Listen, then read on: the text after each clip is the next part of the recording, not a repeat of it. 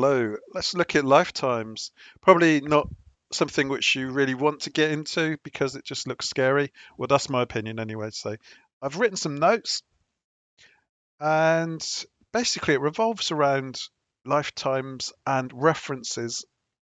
Every reference in Rust has a lifetime associated with it. So lifetimes really only need to be considered when you're working with references. I'm not going to read all this out, but it's here for you to read should you wish. Pause, read it, so on. The lifetime is here. So you'll typically see A, and then you can have a second lifetime, which would then be B, and so on. It's like a generic, so you can call it whatever you want, but typically it gets called tick A.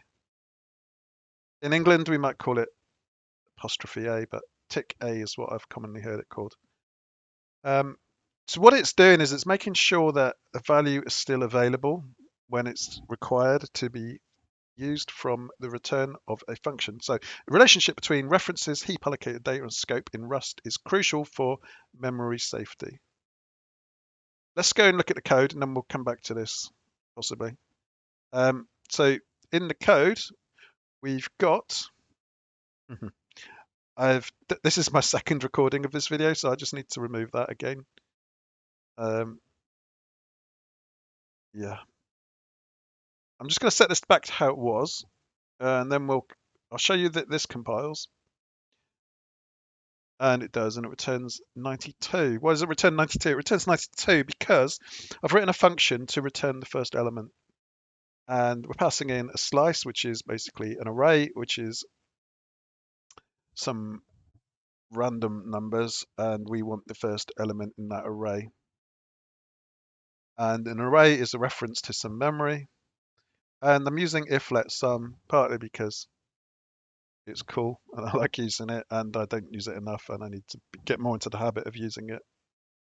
And the response back from this was some, and it could have been none because you could pass in an empty array.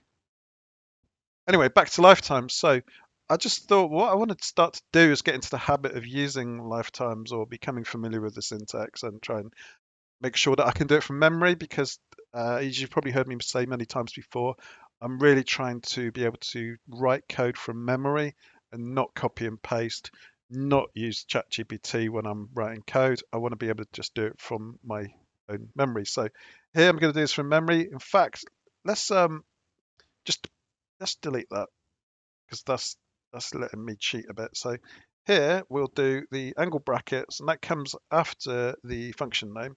You do tick A here, and just watch that your editor doesn't put in the tick after. That's just a little foible of my NeoVim setup, and maybe your editor also.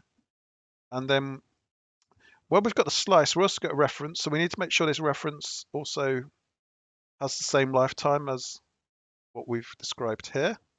So tick A, but we need to put a space as well. So space, then the array. So that array is going to live for a lifetime called A, and that's what we've put in the function name here, or just after the function name.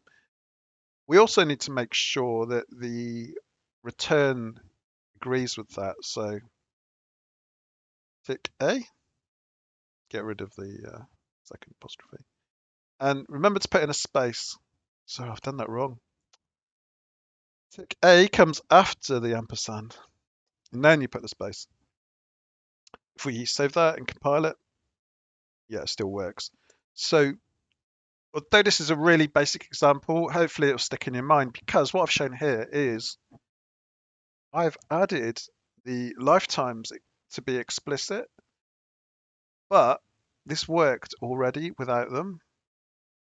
And that's to do with a word called Elision, automatic inference of lifetime parameters by the compiler based on specific patterns, simplifying the code without explicit annotations while maintaining blah, blah, blah. What it really means is that sometimes the compiler will work it out for you.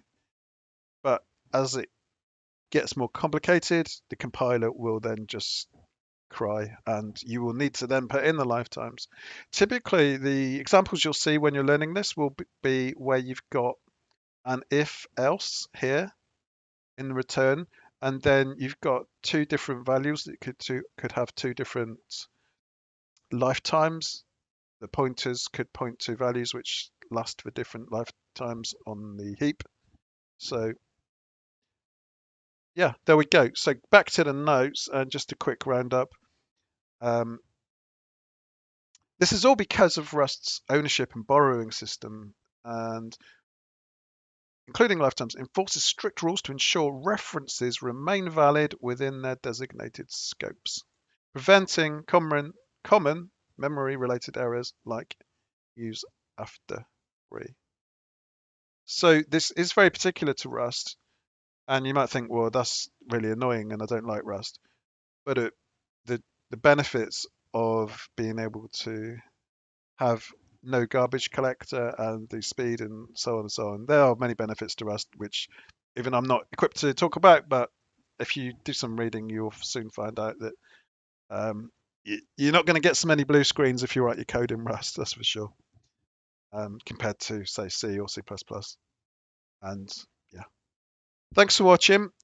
Have a go at this yourself, because I think the best way to do this is just to type it rather than copy and paste, or just run an example which you could get ChatGPT to create for you, or that you could copy and paste from a web page. Just get in the habit of typing it yourself. And the things I remember are, it's called tick A rather than apostrophe A. And yeah, you do need to just add that space as well here, because otherwise it just blends into a bit of a mess. So, and I've just removed it and it still compiles. So here we can see that elision occurred. But ultimately, once you start getting lots of conditional logic within your function, then the lifetimes could be different, and that's when you could run into errors, because the return value may return something that is no longer available, and that's when you get your problems. So yeah, if I've talked too quickly, or if I've said anything that doesn't make sense, please add in the comments, or if you've got any tips on how to learn lifetimes. This really was just an example of how to actually add them in. So yeah. Tick A, make sure you do it that way around, and then add the space. So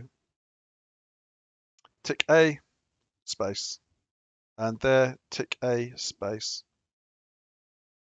Good. Thanks for watching, and hopefully it's just given you kind of a little teaser, or a little kind of bit of food for thought with regard to maybe beginning to look at lifetimes, or just become more aware of them. So yeah, catch you next time. Thumbs up and all that.